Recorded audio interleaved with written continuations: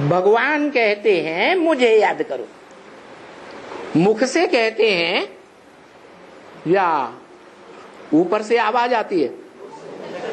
तो कोई मुख है ना, है? जो मुख है वो सन्मुख है, सत्य प्लस मुख। सच्चा मुख है या झूठा मुख है? जिस मुख से कहते हैं मुझे याद करो तो पावन बन जाओगे,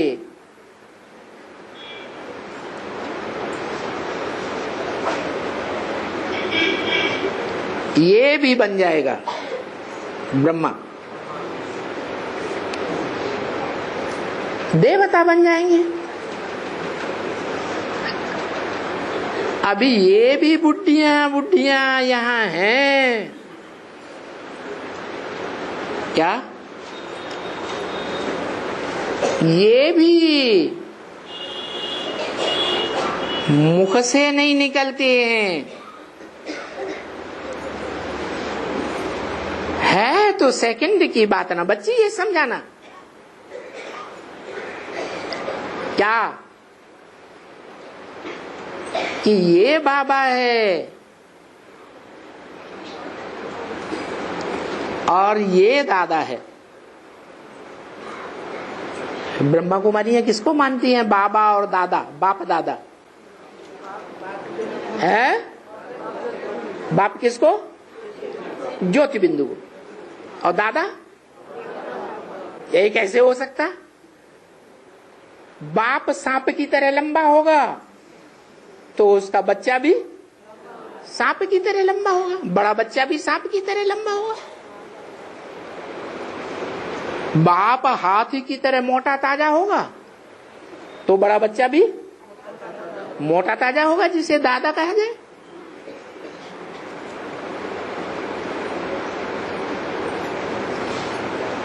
तो देखो ये बुढ़ी बच्चियां ब्रह्मा कुमारियां बुढ़ी बैठी हैं कि नहीं? वहां इनके मुख से नहीं निकलता है।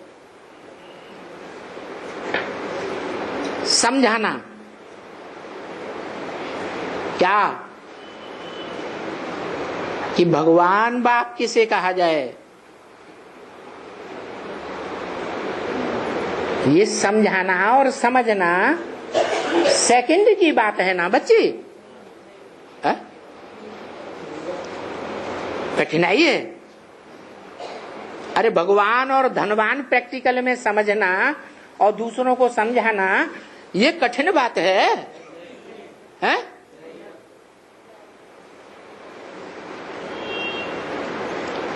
ये बाबा है मानते हो क्योंकि बाबा तो एक ही है, दो हैं या एक है? हैं? बाबा तो एक ही है, ऐसे नहीं कि सदाशिव ज्योति बिंदु परम धाम वासी वो बाबा है। वो बाबा है? हैं? वो तो आत्माओं का बिंदु बिंदु आत्माओं का बाप है, उसका दूसरा कोई संबंध हो ही नहीं सकता। जब साकार में आते हैं, मुकर्रर रथ में आते हैं, तो उस रथ के द्वारा बाबा, चाचा, मामा, काका, ताऊ सारे संबंध बन जाते हैं। तो आज भी गाते हैं त्वमेव माता च पिता त्वमेव बंधु च सखा त्वमेव सर्वम मम देव देव।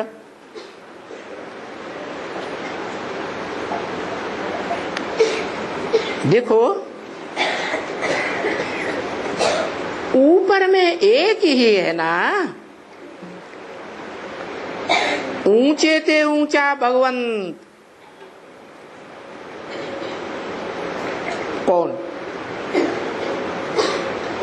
है? एक ही है ना, है वर्तमान, पास्ट या भविष्य? तो बताओ कौन है भगवान? है कहाँ है? अब ब्रह्म कुमारियां क्या मानती है? परमधाम वासी है या इसे सृष्टि का वासी है? वो परमधाम वासी मानती। और तुमको बाबा ने बताया है इस सृष्टि पर सदा कायम कोई चीज है नहीं, सदा कायम एक शिव बाबा ही है।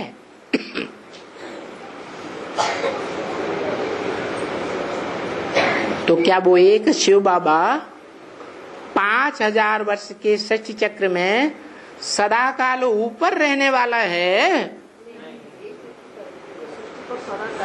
या नीचे पार्ट बजाने वाला है?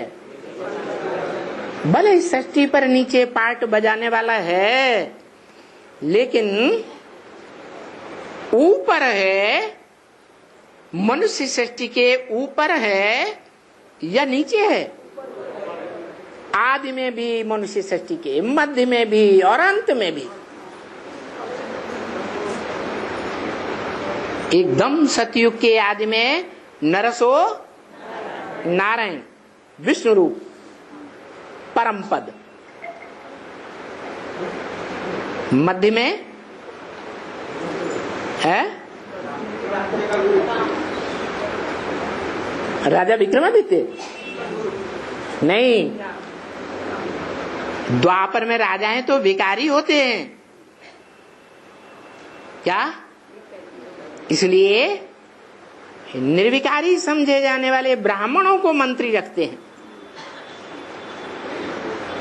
तो कोई राजा विक्रमादित्य का भी गुरु था जिसने बताया कि इस तरह सोमनाथ मंदिर यादगार बनाओ।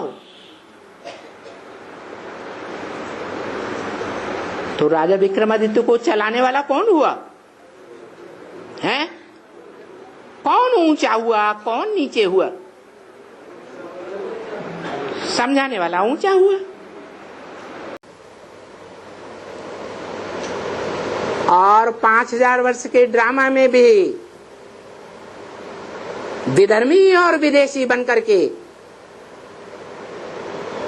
भारत पर बार बार आक्रमण करती हैं, आतताई बनती हैं और लड़ते लड़ते थक कर पूंछ दबा के भाग जाती हैं।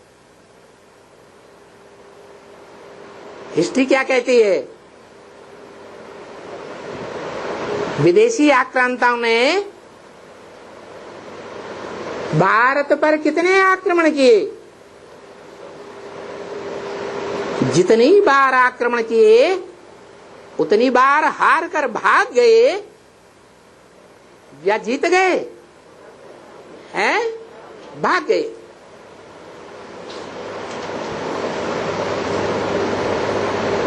तो ऐसे भगोड़ों की संख्या नहीं बढ़ानी है। कन्वर्टेड ब्राह्मण सो देवता नहीं बनना है, कच्चा ब्राह्मण नहीं बनना है, कम कलाओं वाले कच्चे देवता नहीं बनना है। वो कम कलाओं वाले कच्चे सो ब्राह्मण देवता द्वापर युग से कलयुग तक कन्वर्ट होते रहते हैं और भारत का नाम बदनाम करते रहते हैं, भारत को धोखा देते थे।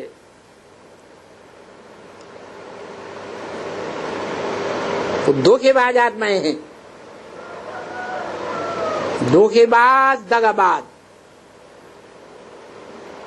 बाप तो कहते हैं मेरे बच्चे आज्ञाकारी, वफादार, फरमानबरदार, ईमानदार बच्चे हैं,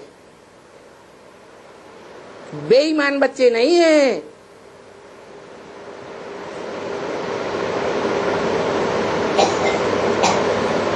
चोरी डकैती करके खाने वाले नहीं हैं। जैसे मुसलमान आग करता है,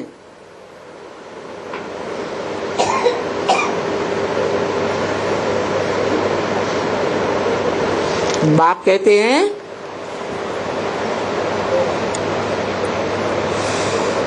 ये थोड़ी सी बात है समझाने की। पहले पहले उस बाप का परिचय दो, उस बाप का। क्या कहते हैं? उस बाप का परिचय दो। दूर कर दिया या नजदीक? दूर कर दिया। भविष्य में पार्टधारी है। इस बाप का नहीं, ब्रह्मा बाप का। मेरा परिचय नहीं, उस बाप का परिचय दो।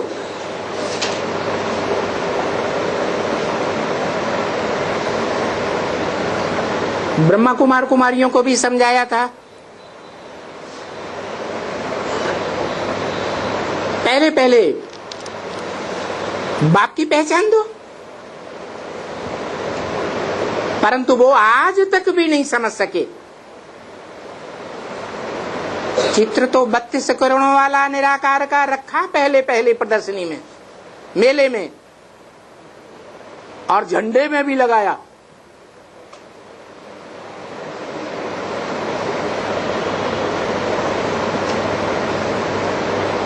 लेकिन उस चित्र की जो समझानी है गहराई की, कि वो बाप प्रैक्टिकल में, चैतन्य में स्वर्ग की स्थापना करने वाला, बेहद के गुणों को धारण करने वाला बाप है, या निर्गुण बाप है,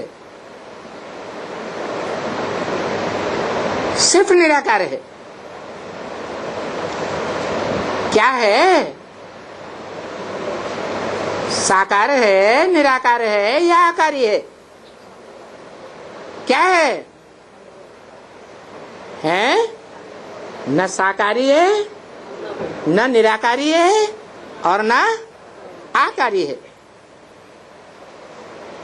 मैं आकारी ब्रह्मा में, सूक्ष्म वतनवासी ब्रह्मा में प्रवेश नहीं करता हूं। इसलिए भारतवासी उसके स्वरूप को जानते हैं। रामायण में गाते हैं, सगुण ही अगुण ही नहीं कछु भेदा, उभय हरे भव संभव खेदा। आदि में जो ओम मंडल नाम की संस्था बनी थी, उसमें जो मुखिया था पीयू नाम का, जिसके मुख से दादा लेखराज को अपने साक्षात्कारों का क्लैरिफिकेशन मिला, वो क्लैरिफिकेशन तो उनको बुद्धि में बैठ गया, विश्वास बैठ गया। सारी दुनिया में भटकते रहे, कहीं किसी ने, गुरु ने, गुसाई ने, विद्वान पंडित आचार्य ने नहीं बताया, और अपने भागीदार को ज़्यादा होशियार समझता था, इसलिए अपनी दुकान में, हीरो की दुकान में मैनेजर बनाया। तो उसने जो साक्षात्कार की बात बताई, वो दादा लेखराज के दिल में बैठ गई। उन्हीं को साक्षात्कार हुए थे, तो उन्हीं को पक्का विश्वास बैठ गया।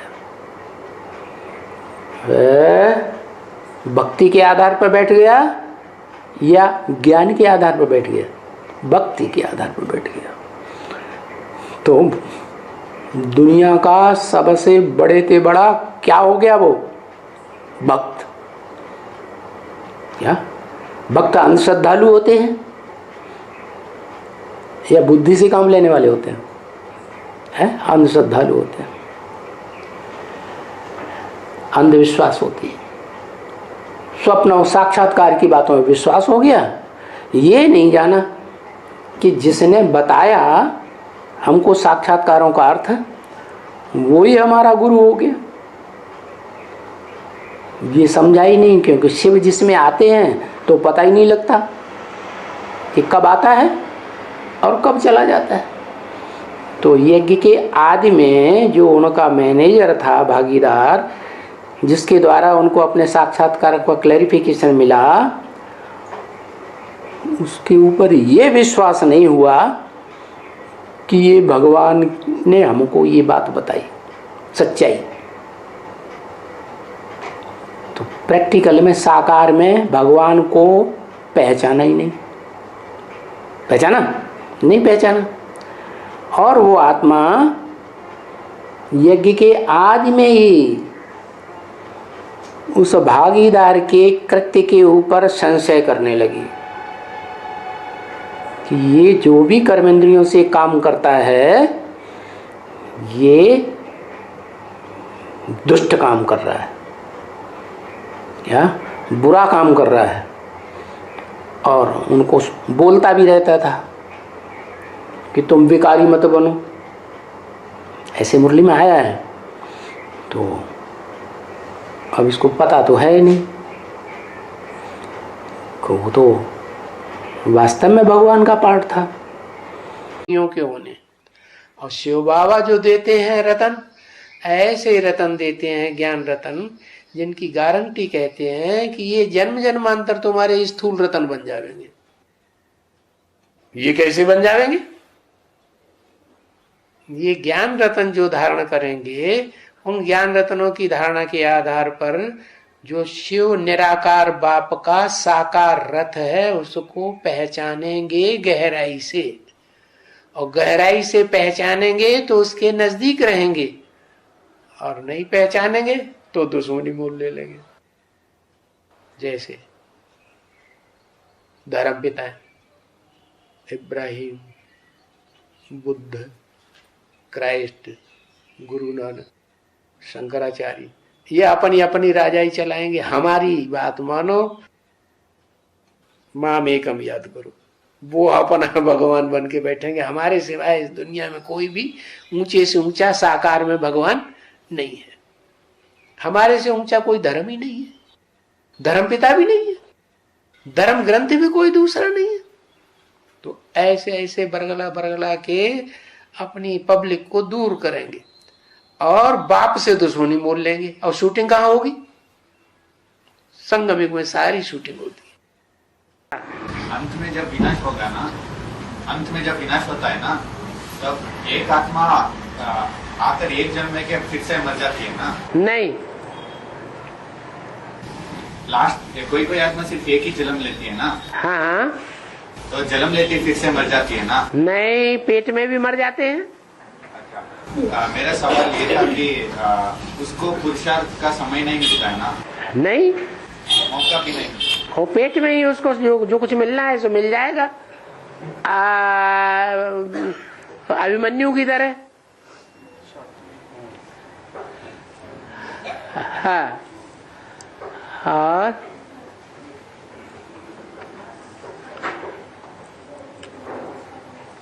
उस आत्मा को भी साथ लेकर के जाना है सूक्ष्म वतन में। कौन ले जाएगा?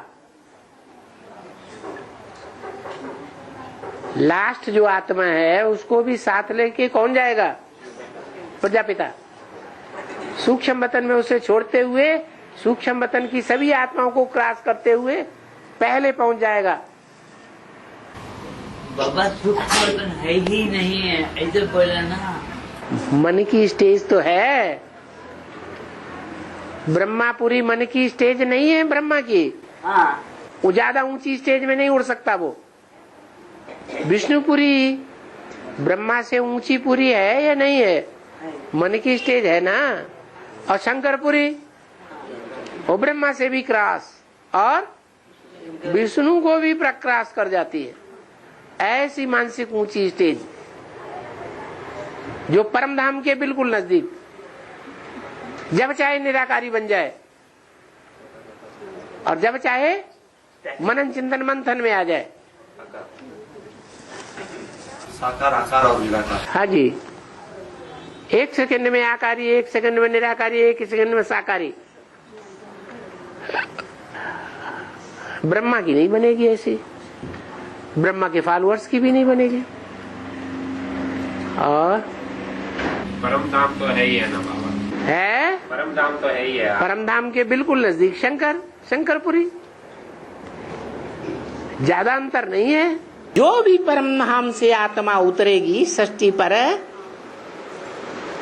रंगमंच पर उतर करके पहला जन्म लेगी, उस पहले जन्म में सतो प्रधान होगी या रजोतम होगी, तो सुखी होगी, जीवन में रहते सुखी होगी, जीवन मुक्त होगी या दुखी होगी, है सुखी होगी। तो ये जीवन मुक्ति का या मुक्ति का वर्षा इस सृष्टि की हर मनुष्य आत्मा को मिलता है।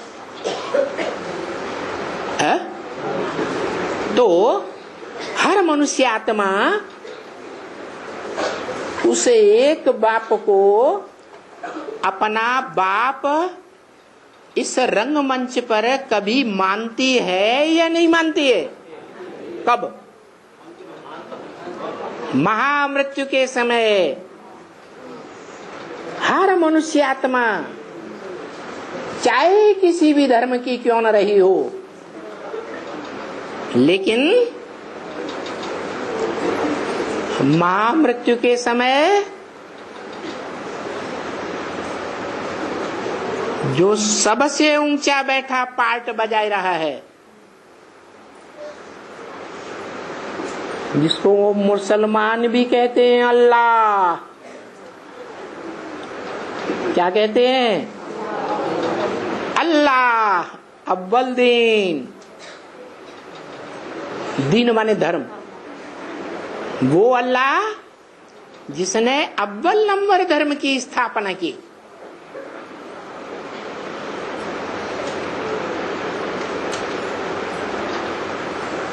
तो चाहे मुसलमान हो, क्रिश्चियंस हो, कोई भी धर्म के हो, अंतिम महामृत्यु के समय सारा संसार की मनुष्य आत्माएं बाप को पहचान करके प्रैक्टिकल में अपना बाप स्वीकार करेंगी या नहीं करेंगी? या ज्योति बिंदु को बाप स्वीकार करेंगे? और इसका प्रूफ है, बाबा ने इसका प्रूफ भी दिया है। साक्षात्कार से बनाए हुए झाड़ के चित्र में उस मनुष्य सृष्टि के झाड़ के ऊपर शंकर बैठा हुआ है। साकार है या बिंदु है? साकार है। सारी मनुष्य सृष्टि की बुद्धि में कौन समाया हुआ होगा? है ज्योति बिंदु समाया हुआ होगा या वो साकार समाया हुआ होगा? निराकार को याद करना सहज है या साकार को याद करना सहज है? साकार को याद करना सहज। तो उस साकार को पहचान करके अपना बाप मान करके हिंदू, मुस्लिम, सिख, ईसाई सब आपस में भाई भाई, जो भक्ति मार्ग में गाते तो हैं लेकिन जानते नहीं हैं कि प्रैक्टिकल में वो भगवान कौन है और कैसे सारी दुनिया के मनुष्य मात्र चाहे कोई भी धर्म में पार्ट बजाने वाले क्यों न रहे हो, लेकिन महामृत्यु के समय सब उसी बाप को प्रैक्टिकल में अपना बाप मानेंगे, जानेंगे और याद भी उसी को करेंगे। जो मनुष्य सृष्टि के झाड़ के ऊपर बैठा हुआ सभी मनुष्य आत्माओं को अपनी ओर आकर्षित कर रहा है, इसलिए उस आकर्षित करने वाले को भक्ति मार्ग में कृष्ण नाम दे दिया है। कृष्ण माने आकर्षण करने वाला। बताओ। कहते हैं द्वापर के अंत में कृष्ण हुए भगवान। क्या उन्होंने इस सृष्टि की 500-700 करोड़ मनुष्य आत्माओं को कभी आकर्षित किया? तो भगवान कैसे हुआ? भगवान तो एक ही है जो सारी मनुष्य सृष्टि का बाप है। को पकड़ पाएंगे, बाकी बोलते नहीं है तेज आए बहुत तेज हो जाएगा ज्ञान। तो जो शिव है वो तो हमारे लिए निराकारी स्टेज वाला जो शिव है वही हमारे लिए शिव हो गया। और जो साकार है वो कौन है? निराकारी स्टेज वाला वही शिव हो गया। शिव मतलब उनको आप निराकारी स्टेज वाला माना साकार है या निराकार है? साकार में ही। जब स्टेज वाला कहेंगे तो साकार हुआ या निराकार हुआ? साकार ही हुआ, उसको अलग नहीं किया जा सकता। लेकिन अभी भी बच्चे देखते बोलते सुप्रीम सोल ऊपर चला गया, राम वाली आत्मा। कौन कहता है सुप्रीम सोल चला गया? मुरली में तो बोला हुआ है मैं तुम बच्चों को साथ लेकर के जाऊंगा। कोई योग माने प्यार, प्यार शरीर के साथ पैदा होता है या बिंदी के साथ पैदा होता है? शरीर के साथ प्यार पैदा हो। शरीर से हमें भगवान मिला, हर संबंध से भगवान मिला।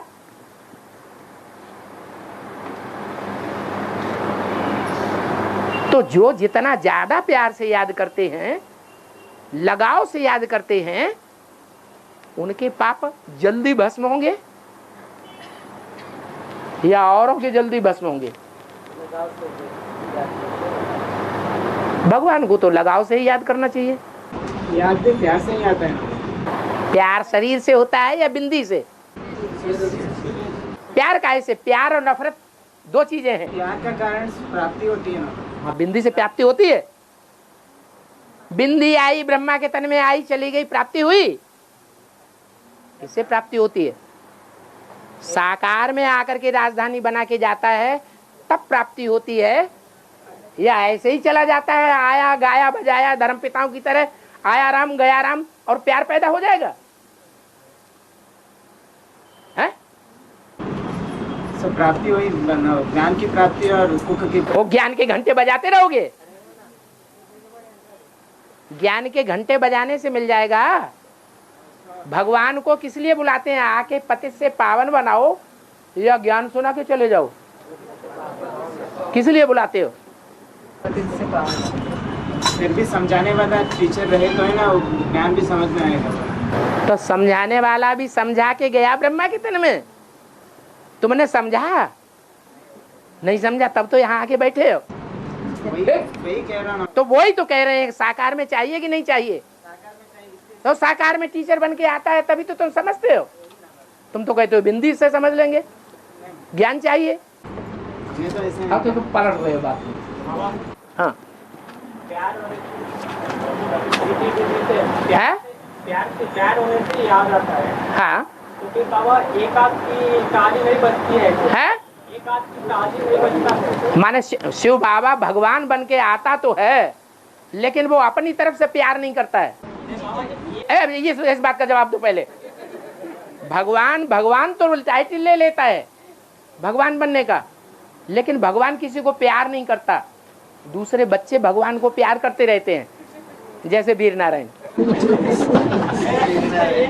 हाँ, वो आपकी भगवान के प्यार में और बच्चे के प्यार में एक आध की ताली वाली बात आती है? क्यों नहीं आएगी? एक हाथ कमजोर है और दूसरा हाथ पावरफुल है। अब ये हाथ ताली बजा रहा है, अब दोनों हाथ पावरफुल हैं, ताली बजेगी नहीं। तो नंबरवार हैं ये बुद्ध रूपी हाथ, सब नंबरवार हैं। सबके अंदर एक जैसा प्यार का पार्ट नहीं भरा हुआ है। एक के अलावा सब झूठे बता दिए, एक सच्चा और बाकी सब झूठे। अच्छा, त्रिमूर्ति में कौन सच्चा और कौन झूठे? है? वो भी तो तीन मूर्तियां हैं ना। मूर्ति है या अमूर्त है? मूर्तियां हैं, तो उनमें एक कौन है जो सच्चा है और बाकी सब झूठे हैं? कौन कौन है? उन तीन में कोई है जिसकी सत्यनारायण की कथा होती हो? कौन है वो? एक नरसिंह नारायण शंकर जी का जो एक है उसको कहा जाता है देव देव महादेव, और बाकी देव विष्णु देव और ब्रह्मा देव। ब्रह्मा को तो सिर्फ कहा जाता है देव, लेकिन वो तो दाढ़ी मूछ वाला है, उसको तो याद करने के लिए भी मना किया है, उसका चित्र रखने के लिए भी मना कर दिया, उसको तो लिस्ट में से ही निकाल दिया। महान पुरुष हो ही नहीं सकता। ये क्या बात हो गई? ब्रह्मा के मुख से जो वाक्य निकले हैं, जिनसे ये कागज की मुरलियां तैयार हुई हैं, बेहद के शास्त्र हैं, वो झूठा हो गया। लेकिन अंदर से करने वाले शिव बाप है ना, शिव बाबा बोलते हैं हाँ, हमारे लिए। चलो ठीक है, जो बोलने वाला है वो शिव है, लेकिन वो फिर झूठा कैसे हुआ? या तो सच्चा है या तो झूठा है। एक बात कहना चाहिए ना। अभी तो बताया एक ही सच्चा है और बाकी सब झूठे। तो त्रिमूर्ति में एक सच्चा होना चाहिए और बाकी सब झूठे होना चाहिए। तो जो सच्चा होगा वो ऊपर होगा या नीचे होगा? ऊपर। सच्चा होगा उसको ऊपर रखा जाएगा, और जो झूठा होगा उतना ही झूठ की दुनिया, झूठ खंड की तरफ होगा।